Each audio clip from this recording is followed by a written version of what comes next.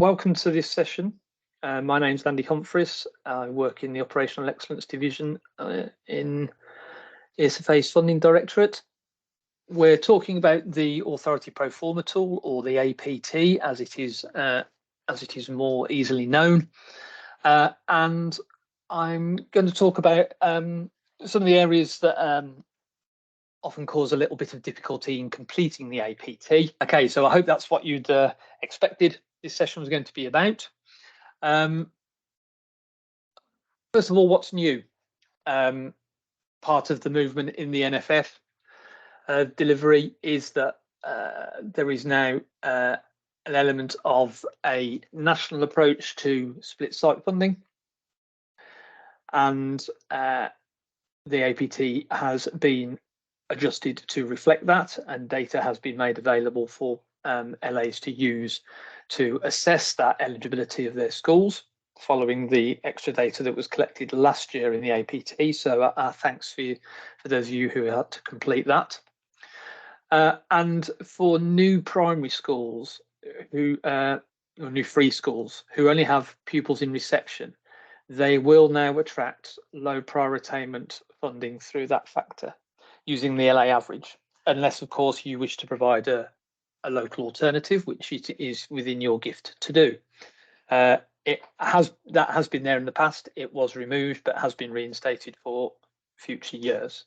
Okay, so that's a couple of things that have changed, or is what is new in the APT for 24-25. What else is new? Growth. LAs must fund explicit growth where a school or academy has agreed with the LA to provide an extra class, whether that's basic need through a board class or as an ongoing commitment. And the approach there can be seen in the middle of the slide. So there is a cash value for the number of pupils and accounting for each local authority's ACA. You must enter this eligibility criterion, and you may include others if you've approved them with Schools Forum. The APT assumes up to 10 criteria. If you need to submit more, then do contact us at that email address if you've got further criteria over and above the existing 10 that we have given you space to specify. Okay, and that email address, of course, is for all such queries, and it is banned by several people, and we do our best to get back to you as soon as we possibly can with a response to your questions. Similarly to growth, but kind of the other way around, if you like, in terms of pupil number direction, falling roles funding can only be provided where local authority school capacity survey, so the SCAP data set from 2022 shows that places will be needed in subsequent years. If you're allocating falling roles funding, you must enter at least one eligibility criteria. And again, as with the growth, if you've got more than 10 criteria, which is what the APT is set up to collect, then please let us know. It is not that we are limiting the criteria on falling roles and growth, but we didn't think that there would be a great call for a lot more criteria than that. So if I'm not saying that anything will be approved. I'm merely saying that if you need more than 10 criteria, then the APT doesn't collect that in by design, but contact us via that website, by that email address, and we'll do our very best to come back to you on it. One thing that will be updated in the APT in the next iteration will be that we will split out from the sheet that listed the NNDR funding in the NFF.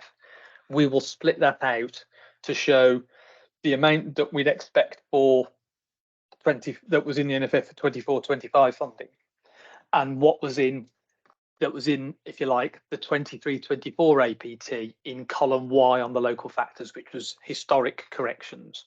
Okay, so we'll split that out so that it is shown, the two values are shown separately, and then you can use the one that you need to for the local factors for this year. Okay, so they'll be shown separately, which they weren't in the modelling one, but will be in the next iteration. And we can also allow you now to report any underspend on the NNDR that's due to a infrastructure change. So it may be that a school is closed. So we will have funded the NNDR for that closed school. Several LAs reported that as a problem because essentially it meant that your DSG was underspent by that amount. So you could have allocated every other penny of your DSG, but it left a balance because you couldn't allocate NNDR funding to a school that's closed. So now on the block transfers sheet, there will be a cell where you can account for that. So it then shows a zero balance. Last year we suggested that you could put it in the growth fund for now so that it balanced, but that wasn't, that's not appropriate treatment of the money, if you like, but it was to allow the APT to balance. So now there is a separate cell on the block transfers to account for that if you've got an NNDR balance, if you like, because a school, a provider has shut. Okay. So those are the updated parts of the APT for 24-25. So now we'll move on to some of the more regular areas of this session that we do cover, and I won't apologise for repeating this because it is really important in the tight turnaround time that we've all got with this work. The checks that we carry out on an APT are numerous and varied. There's 55 in the APT itself on the validation sheet, which is the very last sheet to the very right-hand side of the APT, and that is providing, if you like, common sense checks or some basic validation that if you have provided some funding, say for an exceptional circumstance, it checks that there is a comment. Now it doesn't check the validity of that comment because we haven't quite got that far with an APT in artificial intelligence, but we will, if you are making an adjustment to a budget that is somewhat unexpected, it's not that it's invalid, but it is outside of the norm, we would like some commentary to go alongside that comment, alongside that adjustment. So therefore there's things like that the APT can do. And if there are any red flags in that area, then we expect you to resolve them before you submit it. And so there's some other simple validation checks. There's areas around inputs and adjustments that are a common area of failure to the checks that we administer, usually around changing pupil numbers and the difference in the procedure between how you do that for schools that already exist and how you need to do it for a new provider. And then around the local factors for highlighting new and growing schools, for high needs pupil numbers, and as I've mentioned, the non-domestic rates element. And we are seeing some difficulties with the recoupment sheet, and particularly around growth payments. Okay, so I will talk briefly about that. And there will be a final reminder around political ratification dates. Okay, so it's just to try and help you offset some issues that local authorities can encounter, and we try and get those resolved in advance of submission. Will save yourselves and ourselves quite a bit of time if they're resolved in advance. So unfortunately, a regular occurrence in this session is the reminder around making sure that you've broken links. I suspect that most LAs remember to do it with the very first submission. We know that you will bring data in from kind of a separate file that you're working on. It may even be the modeling APT that you brought the files across from, and that's fine and that's appropriate. But you must then break the links to that other file before you submit it. If they are not broken, we may not be able to access the figures. But it may be that, well, we would take the view that we don't know that that's the final version of the data that you've linked to. Okay, so if it's a file that has no links to anywhere else, then we will take that as all of that data is final as far as the LA is concerned. Okay, so do make sure that you by all means use links to bring the data into the APT, but then you must break those links before you submit. As I've already alluded to, check the validation sheet. If there's any red flags, then you do need to resolve those before you submit. Please do make sure that all newly opening free schools are listed. We provide, I'd say it's a list. It's usually on that worksheet within the APT, a list of 1 or 2 schools that, as far as we are aware, at the point of release, that they are going to be opening in usually the September of the financial year that the APT is for. That is the best information we have from colleagues working with those projects shortly before we release the APTs. Clearly, you may become aware of a project that is paused in between us populating and issuing the APTs and you submitting them. If you are absolutely certain that that project is not going ahead, then fair enough. But if there's any chance that it is going to go ahead, you're far better off including it in your submission, because it means that then if they open, you have budgeted for their opening and budgeted for the recoupment of that funding. If they do not open, we will not recoup that value. So therefore, then that money will remain with you, and you could perhaps fund the schools that have taken the pupils on that were going to go to that new free school and have in fact had to be placed elsewhere. Therefore, far better to include them if there is even the tiniest chance that they are going to open in the financial year of the APT.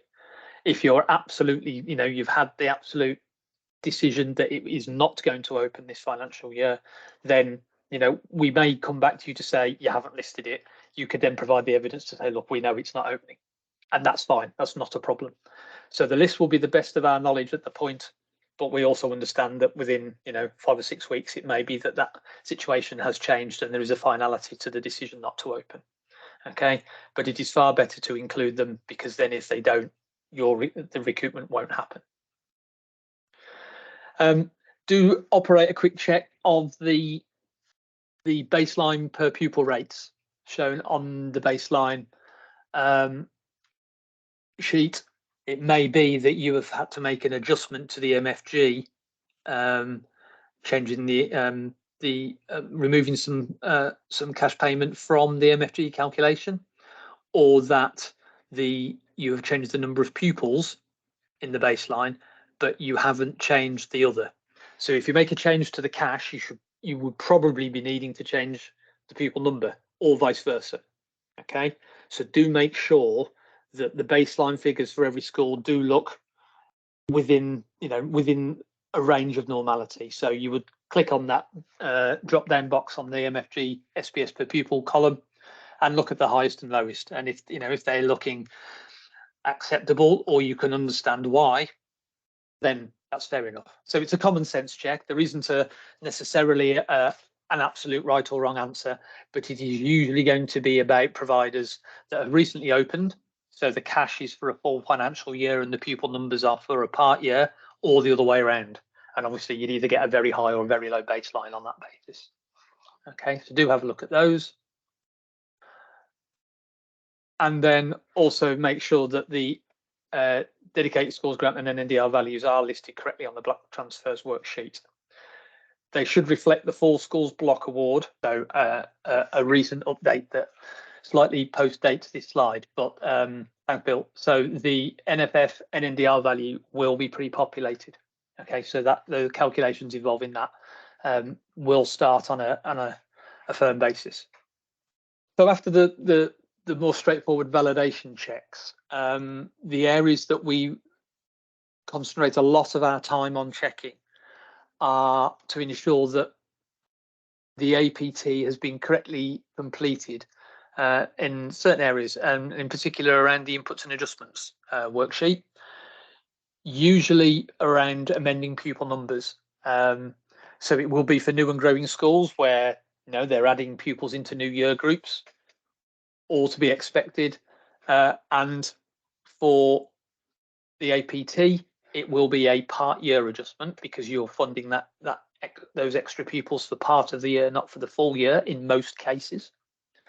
But there may be some other significant changes, such as a merger or de-amalgamation, that sort of thing. We will not accept minor changes. So changing pupil numbers by 1s and 2s, we will not accept. It is not appropriate for those sorts of things to be done. We would be expecting significant change structurally. As I say, a planned growth into new year groups, that sort of thing, absolutely. But and you can amend if, for example, there's a small error in the census data where a primary age pupil has been listed in a secondary school, moving that pupil out of primary and adding them to Key Stage 3. That's absolutely fine. That's absolutely the sort of thing that you should be doing. And similarly for you may have a pupil age 12 in a primary school that's been kept into Y6 for an additional year for whatever reason. That sort of correction of one pupil, not a problem. Simply adding a pupil on is not what we would be expecting you to do. You may need to change an historic average for an infant school. Obviously, in recent years, there has been some disturbance to the assessment regime for early years foundation stage, which is the basis of the low prior attainment factor for primary schools, and in particular infant schools where they haven't got other year groups from which the average can be robust. Other acceptable changes on the inputs and adjustments. Recent converters, we will list those that converted in October so that their census will reflect it. But if they've converted after the October 2023 census, then their provider IDs in the schools block data will not match the new providers necessarily as an academy. So do be careful and look out for that. Check that your recruitment tab does list all academies up to January. We don't expect you to resubmit an APT in February to reflect schools that became an academy on the 1st of February. You don't need to do that. Okay, you certainly don't need to resubmit an APT on that basis. And another entry for inputs and adjustments, as I've alluded to, is amalgamating schools and, of course, closing schools. So if you know they're closing at the end of August, you can allude to that. If they've closed since the October census and before the start of the financial year, then again you would need to reflect that in your APT. More and more LAs have heeded to this the following bit of feedback, and we're very grateful for you for doing that. But if you are not intending to change any of the school block factor data, so those factors there, FSM, FSM6 and so forth, if you're not planning on changing it, don't put anything in. You don't need to add data in there unless you are changing it, or because it is not being pulled across because the provider IDs have changed. So if the provider IDs have changed, then yes, you do need to populate it. That's absolutely right. But don't populate it if you're not planning on changing it. You don't need to. The APT will pull it through. Okay, and certainly don't put zeros, because that will carry the zero through rather than the factor value, and therefore then if you put 0 in FSM6, for example, then that school would get no funding for FSM6 factor at all. Okay, so no need for a 0 unless you want that 0 to be shown in, because that's what will be used. Okay, there's two elements to changing pupil numbers, and it depends on whether the provider already exists in the schools block data or whether they're a brand new school. I'll cover the existing providers first. So it doesn't have to be exclusively for new and growing schools, but we would expect all new and growing schools to be listed with an increase in pupil numbers, because the lag census is not appropriate because they are new and growing, or there is a structural change of another reason, such as some planned structural increases because there's a population increase in the local authority and some schools are expanding to offer a larger number of places. So the issue here is that we ESFA need to be able to convert that from a financial year number of pupils that you will use for the APT into an academic year number for us to fund, because their financial year operates September to August. So most commonly, the additional pupils will start in September of the financial year. So you are funding or being recouped for an academy for additional pupils for 7/12 of the year, for September to March. Okay. So please use the schools block data set as your starting point. So if they have 210 pupils in a schools block data set, then you start at 210 and you then add 7/12 of the additional pupils that are starting in September. Okay. Bear in mind, if you have an agreement and arrangement with that provider, that you are guaranteeing a level of funding through guaranteeing a set of pupils, set of pupil numbers. Okay, so column BI on the inputs and adjustments will need a yes if you have agreed to guarantee a level of funding for that school to ensure viability. That's usually only for schools that have recently opened, but do make sure you complete that yes. Please provide some detailed explanation in column BJ. There's an example on the following slide, but please do provide that. It does mean that we can then make sure that your intention, as commented, matches the mathematics that you've done on the APT. Okay. Column BK asks whether you are making an adjustment for a part year, and you would say yes. If you are making a change for 2 points in the year, so for example, you may have guaranteed a level of funding for the full year, plus you want to guarantee a level of funding for the next cohort coming through as well. So you may have guaranteed a school 30 pupils worth of funding in year one, but the lag census shows 20. Then you need to fund them for that extra 10 in the first place. So that's for the whole year.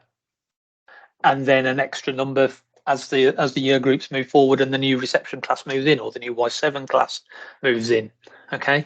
If that's the case, then please also indicate yes in column BL. It is a more rare occurrence, but it does mean that we can pick those out far more easily when checking through the changes, and then check that what you're doing matches the situation that you've explained. And what we wouldn't do is use the columns that are in purple on the end of the inputs and adjustments to calculate the funded number for that school. Okay. In column BM, please confirm the number of months that the pupil number change is for. So usually it's 7.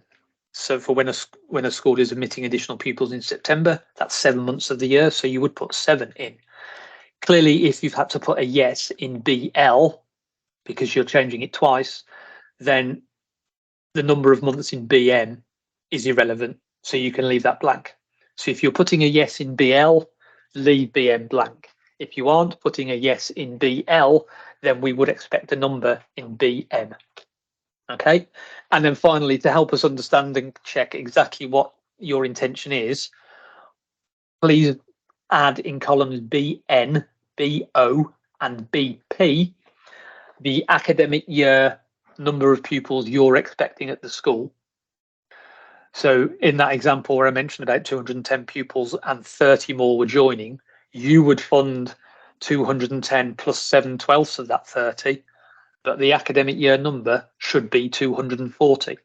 It's the 210 plus the additional 30. Yeah, well, as I say, this all put together allows us to fund academies correctly from September based on the academic year equivalent of the budget you're setting. Okay.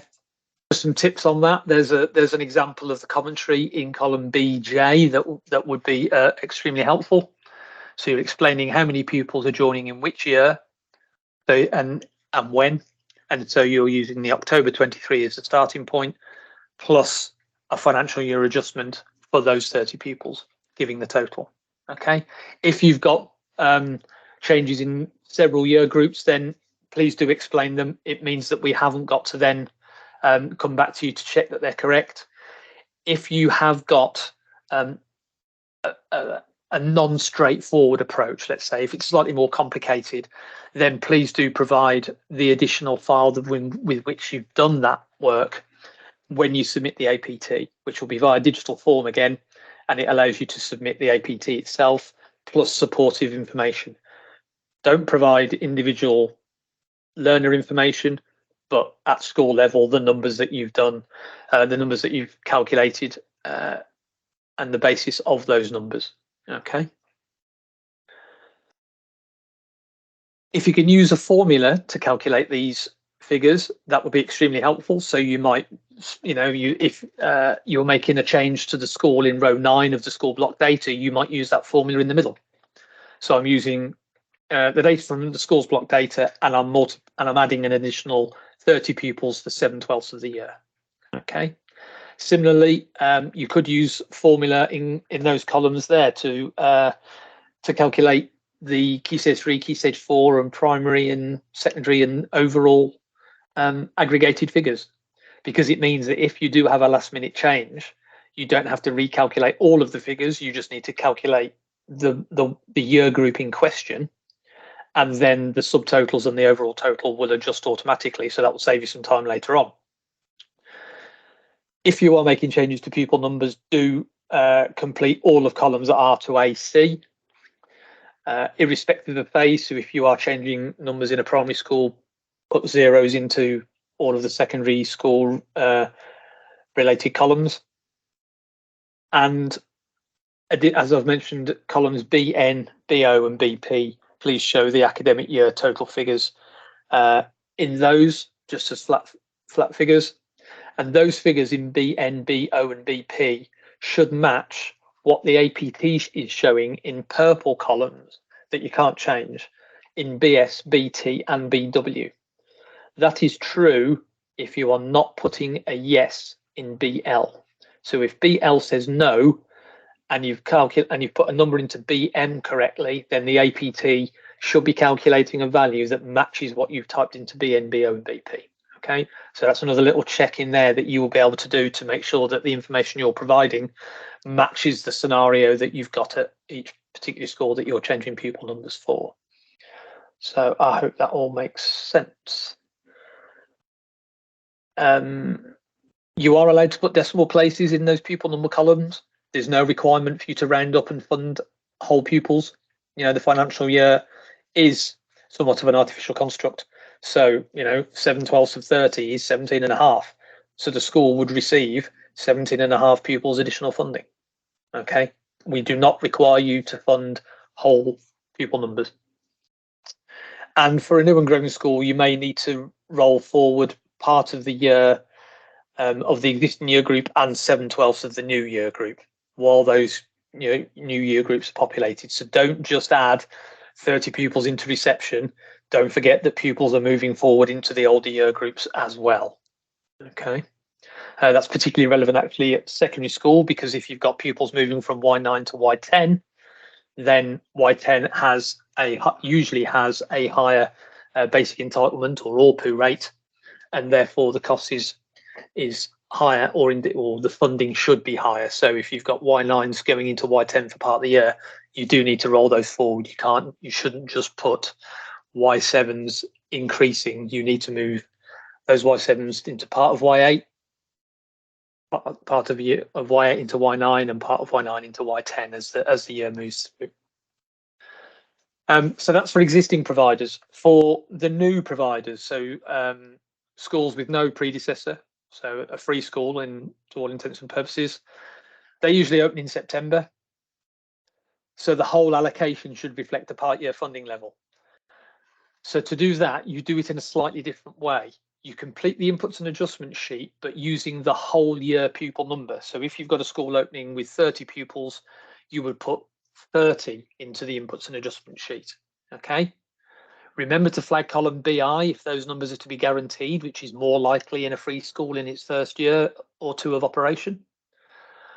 And add the factor data that we've provided, which are the local authority averages. Or if you're providing an equivalent, then please do say so in that commentary as well.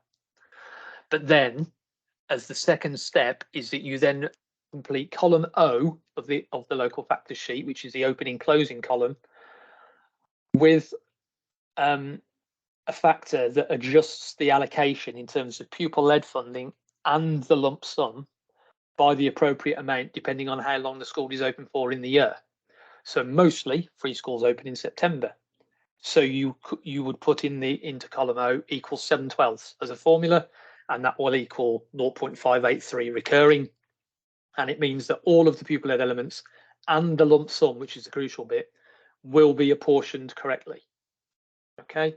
Now, the school premises elements there, such as PFI and split site if they're operating, they will not be apportioned because you will know what those values need to be. They're not currently generated by the NFF per se. So please do put in the appropriate prorated value for those school premises based factors. Okay. If you don't use this approach and you use the other approach for existing providers, then the lump sum will be the full year value and will be over recouping. So for new providers, please put in the full pupil number value and then adjust the whole allocation of pupil-led elements plus the lump sum by using the opening closing column. Bill, I saw a hand up there. Do you want to come in?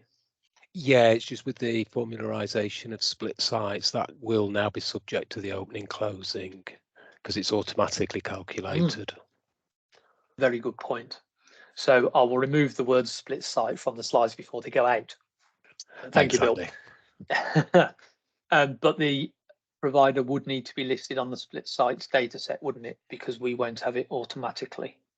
So I hope that was clear on the subtle difference for new providers, on how you do the numbers on roll on the inputs and adjustments slightly differently. Okay, on to new and growing schools. The definition has not changed from previous years. They must have opened within the last 7 years, and a conversion to an academy does not count as resetting the time or resetting the clock on when they've been open. Okay, and in addition, the school must not have all expected year groups populated. Okay, so if it is a free school that's opened in the last 7 years and it's got pupils in years 7 to 9, then yes, that's a new and growing school. An established secondary school that opened the primary phase to support place pressures, so it became an all through, that is not new and growing because the school in itself has been open for more than 7 years. Okay, and similarly, an established infant school that's expanded to take on key stage 2 pupils, again to support place pressures. If that infant school has been open more than 7 years, then that will not be a new and growing school either. Okay, so it is a dual criteria. They must both be fulfilled, and if not, then you leave the growing school factor on the local. Okay, so new and growing schools, we'll pick up where we left off. Make sure that they meet that criteria and you complete column P appropriately. Okay, I'd best try and get through these quick now because I don't want to lose sound again. The reason we ask for new and growing schools to be listed, it means that the lump sum is appropriately treated by any affordability adjustment, i.e. the high needs pupil numbers. These are shown on the local factor sheet. We use columns Q to V for that. It relates to where there is a high needs unit at the provider.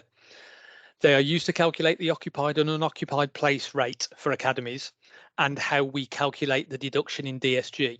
Okay, we do not use those numbers in that area of the APT to inform the number of places that we will fund for high needs. Okay, that is a process that will be starting next week and was described in a session I know a lot of you were in earlier on this morning.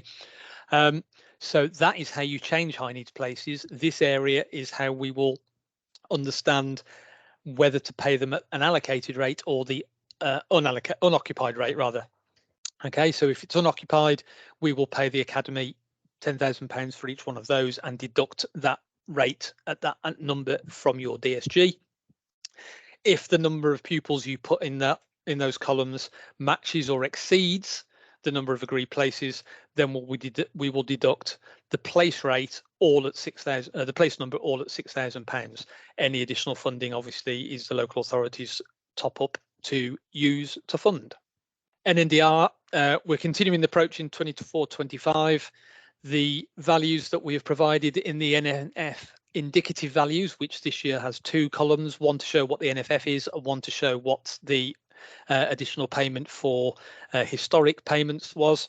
So use the 24-25 value to populate column AC in the local factors. That used to be column X. It is now moved because of additional columns. That is now column AC. Don't reflect any expected conversions in it. Recoupment will take care of that once once the school has converted.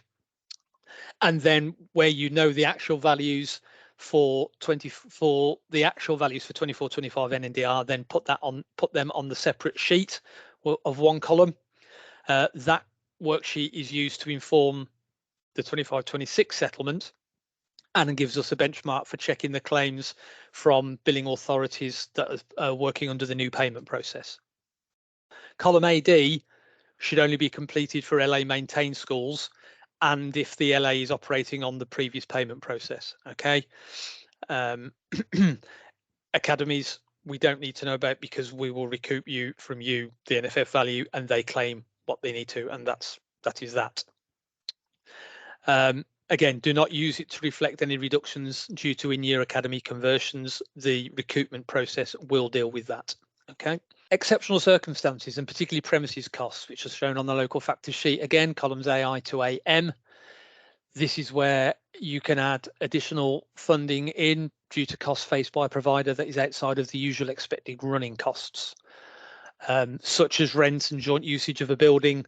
That's often a village hall hire or something of that ilk. And if you put any non-premises costs in those columns, then you must provide the total of that in addition in column AN. So AN cannot be larger than the total of AI to AM. It can be none of the values of AI to AM because all of AI to AM may be premises based. But AN must be completed if you have any non-premises costs as an exceptional circumstance. That then means that the minimum per pupil funding calculation is operating correctly. The block transfer sheet, we need you to record your DSG schools block award in there and record that appropriately and accurately. And please show the value of transfers to the other 3 blocks. So if you've moved anything out of the schools block to high needs, which is the most often direction, then you list it there with an explanation and potentially if you've got school forum approval, the minutes of the meeting approving that transfer. It may be that you've got some transfer in, so there may be some NHS support perhaps that is going into the schools block, then again, or some reserves from previous years, then again, they can be listed on there to show that what is being spent is either less than the award because there's been an approved transfer or is more than the award because you've transferred some more in. Okay, we don't need every single in, but an overall with a commentary would be really helpful. As I mentioned earlier, you can now record any NNDR underspend due to infrastructure changes. So a school that's closed, clearly the NFF has recoupment, the amount of money that ESFA will deduct from your DSG payments to support the funding of academies. Where there is basic need growth that the LA are responsible for, you should include that there. This is for basic need growth. It is not for any other payments to academies. It needs to be the basic need growth, and you show the amount that was paid across the year in 2 time periods, one for the April to August element and one for the September to March element. The April to August element we will remove from your recoupment or deduct from your recoupment because this is a part of the year that if the academy followed your financial year, it will be paid in a different way. Okay, so ESFA will deduct that from your recoupment, but you pay it in the first instance. Okay, then the September to March payments are deducted from any allocations to academies where they are funded on the in-year census approach. It's not many academies that are funded that way, but if you've paid them basic need growth because you are required to, the ESFA adjustment to the in-year census can't identify who's a basic need pupil and who isn't. So we will therefore simply take the cash value that you have paid them off the amount of money that we will adjust the school or the academy's allocation to. So they don't get that money twice. So we're preventing double funding in that approach. For information, the mainstream schools additional grant has been added to the baseline. You can amend those in terms of the funding amount and the NOR to reflect a structural change in the provider list. So merging and demerging schools, and the slide there explains how that should work. PR dates. You must send the allocations to maintain schools by the end of February. So if your sign-off date is less than a week before then, and the adjustment to the school allocation is not going to happen, then do put the date that essentially your provider allocations will be signed off. It may be that you've got appropriate delegated authority that is signing it off earlier than that. So in your APT, please do put that date in. Okay. If you have got a later date, then we will start chasing you in that week to see how you're getting on. But the sooner that you can A, have that signed off, and B, let us know when it has been signed off, the better. And if you've got a date in March, that's too late, because what happens if it isn't signed off and it's early March and you've already released your maintained schools allocations? You've then got to release them again or redo them. So do make sure make sure that you've got a sign-off date that gives you time to make an adjustment. But if they're not going to be changed after a certain date, then do put that date in if it's earlier in February. We'll be running some sessions after the final APT has been released to support you in completing that final APT. We have done them almost like a surgery in the past, so people can come with specific scenarios that perhaps they haven't encountered before, or they just want it feels a bit complicated and you want to make sure you've got it right. That's no problem. So it may be a scenario that you've not encountered before. So a brand new free school, we know that free schools are opening in LAs that may not have had one before, so you want to make sure you get it right. You want to check on how a de-amalgamation or amalgamation works, or the movement to the centralized NNDR process. We can help you with those sessions or in those sessions. So we will announce dates for those. They'll be probably in a forum very much like this one, but people can join and dip out once they've had their scenario resolved to their satisfaction. In the meantime, we have got the the APT submissions.questions mailbox. Please do submit there, and we will do our very best to get back to you as soon as we possibly can. It does obviously start to get very busy as APT season develops, and we will get back to you as soon as possible. But that way is the best way of doing it, because there's more than one person looking at that mailbox, and therefore there's a better chance that you will have someone get back to you very quickly, or more quickly, I should say. But we understand the urgency of it, and we'll get there as soon as we can.